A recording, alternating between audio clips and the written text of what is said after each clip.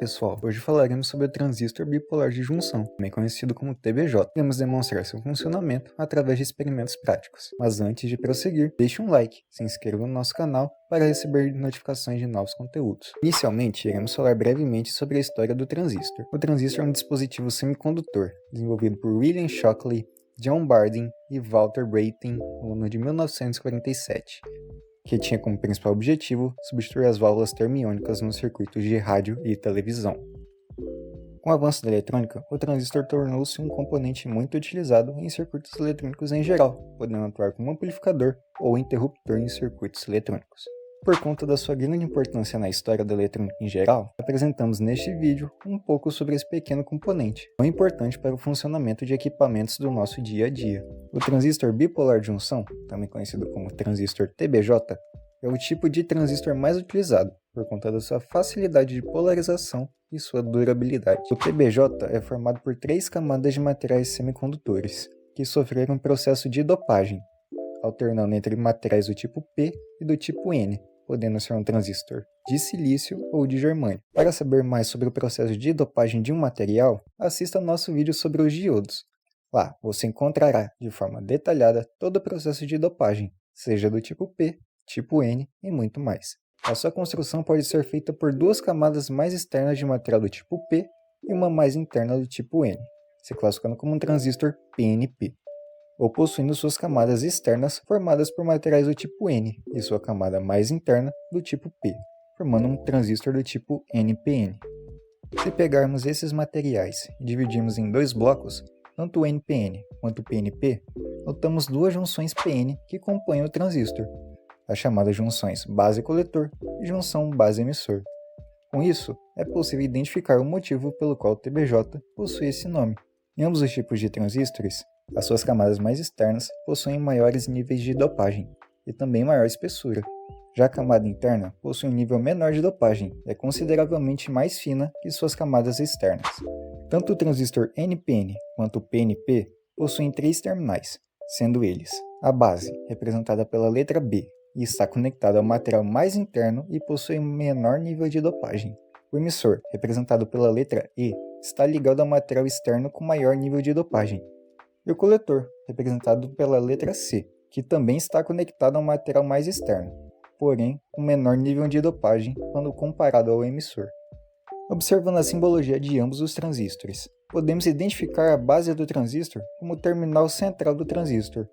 Já o emissor é identificado com o terminal da extremidade que possui uma seta, que indica o sentido da corrente nesse terminal, em que, se a seta estiver apontada em direção à base, o transistor é do tipo PNP, e se a seta estiver apontando no sentido oposto à base, o transistor é do tipo NPN. Por fim, o coletor de ambos é o terminal da extremidade, que não possui a setinha. Agora, falaremos sobre os princípios de funcionamento do transistor TBJ. O TBJ possui 3 regiões de operação, na qual cada região possui seu comportamento específico, fazendo que seja ideal para diversas aplicações. A primeira região é chamada de região de corte, em que o transistor funciona como uma chave aberta, fazendo com que não haja circulação de corrente em seus terminais. Para o transistor funcionar na região de corte, é necessário que as 2 junções estejam com a polarização inversa. Em um transistor NPN, é necessário uma fonte de tensão, o terminal positivo conectado ao coletor e o terminal negativo conectado à base.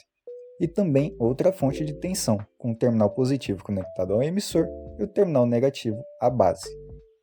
E o mesmo vale para um transistor PNP, em que uma fonte de tensão terá seu terminal positivo conectado à base e o negativo ao coletor, e outra fonte com o terminal positivo ligado à base e o negativo ao emissor. Outra região de operação do TBJ é a região ativa, a qual o transistor funciona como amplificador. Para o transistor funcionar na região ativa, seja PNP ou NPN, a junção base-emissor deve estar diretamente polarizada e a junção base-coletor deve estar inversamente polarizada.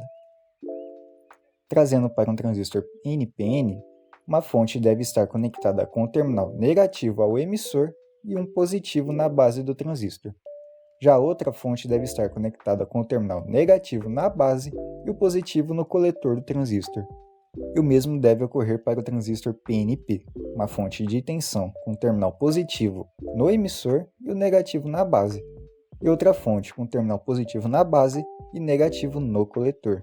A partir disso, podemos entender como ocorre a circulação de corrente no transistor quando opera na região ativa.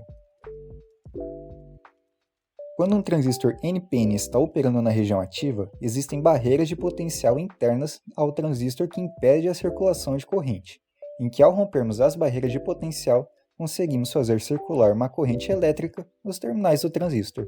Se a fonte de tensão estiver conectada à junção base-emissor, que está diretamente polarizada, e a tensão da fonte exceder 0,7 volts, haverá um grande fluxo de elétrons do emissor em direção à base. Quando os elétrons do emissor chegam na base, alguns desses elétrons se conectam com as lacunas presentes na base. Porém, como a base é fracamente dopada, os elétrons restantes são acelerados para o coletor. Mas se analisarmos o sistema, vemos que há um desequilíbrio de cargas, cabendo às fontes de tensão a função de trazer o equilíbrio novamente. Dessa forma, os elétrons retornam ao emissor. Esse sistema acaba formando o loop, estabilizando o valor da corrente.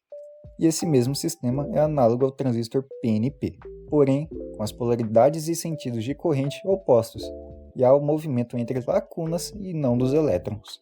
Não se esqueça que o sentido da corrente é oposto ao sentido do fluxo dos elétrons. No nosso transistor NPN, os elétrons fluem do emissor e vão em direção à base e ao coletor. Porém, as correntes entram no transistor pela base e pelo coletor, e saem pelo emissor. Ao analisarmos as correntes que fluem do TBJ através da lei de Kirchhoff das correntes, podemos definir que a corrente do emissor é igual à soma entre as correntes de base e a corrente de coletor. Mas podemos aproximar a corrente do coletor com a corrente do emissor, por conta da corrente de base ser muito pequena em relação à corrente de coletor.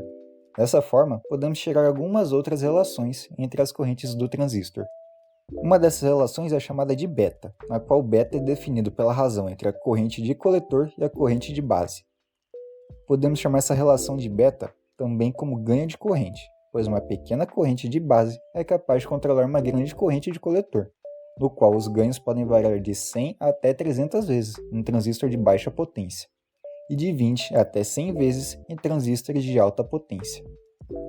Assim, por meio do beta, podemos definir que a corrente de coletor é igual a beta multiplicado pela corrente de base do TBJ, ou também que a corrente de base é igual à corrente de coletor dividido por beta. Por último, podemos aproximar a corrente de emissor por meio de beta, com auxílio da relação anterior entre a corrente de coletor e a corrente de emissor. Dessa maneira, podemos determinar que a corrente de emissor é aproximadamente a corrente de base vezes beta. Por fim, a última região de operação do TBJ é a região de saturação, em que o transistor funciona como uma chave fechada. Para o transistor funcionar na região de saturação, é necessário que as duas junções estejam diretamente polarizadas. Isso se reflete num transistor NPN, que os terminais positivos das duas fontes de tensão devem estar conectados à base do transistor.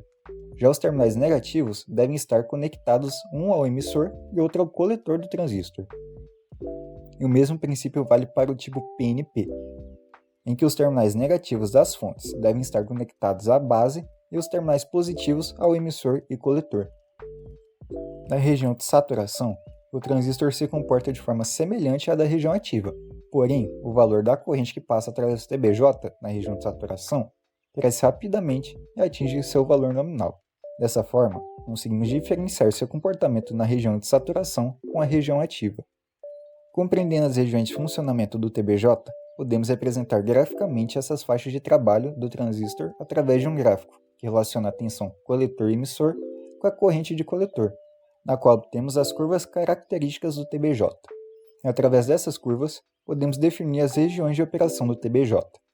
Se a corrente de coletor for igual a zero, o transistor está operando na região de corte, cujo valor da corrente sempre será nulo independentemente da tensão entre coletor e emissor. Caso a faixa de tensão coletor-emissor esteja abaixo da tensão de saturação, o TBJ está operando na região de saturação. Por fim, se a tensão coletor e emissor for superior à faixa de saturação, o transistor irá operar na região ativa.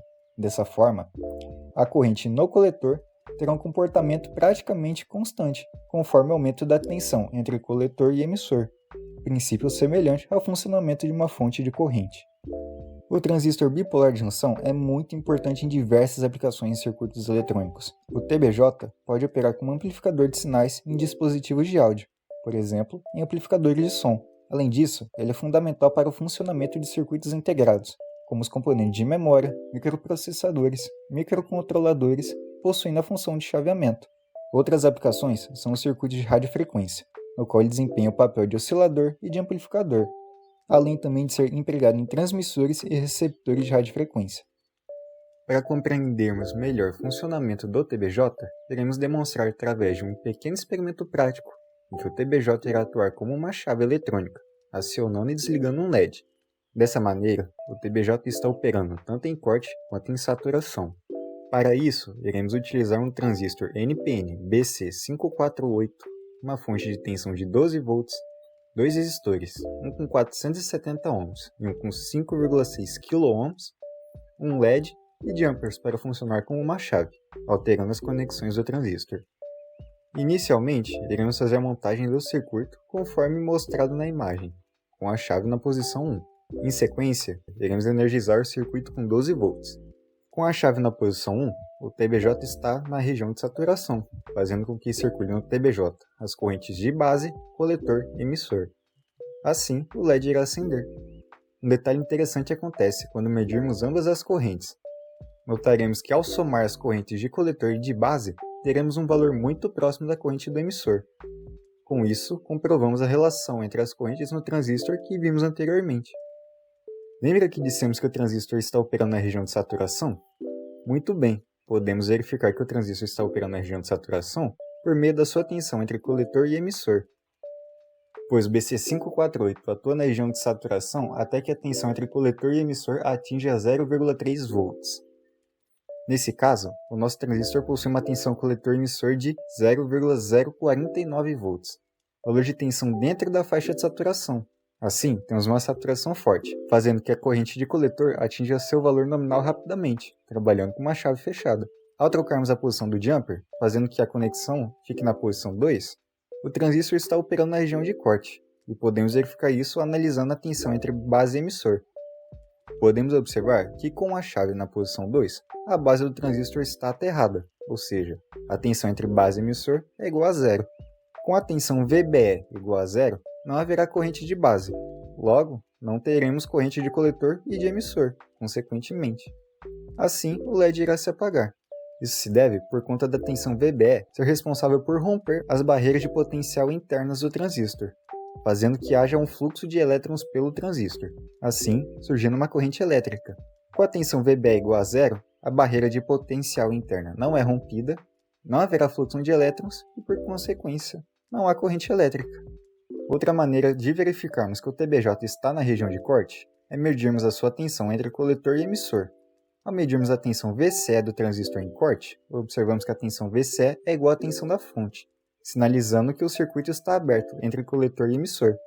Dessa forma, a corrente de coletor será igual a zero, indicando que o transistor está trabalhando na região de corte.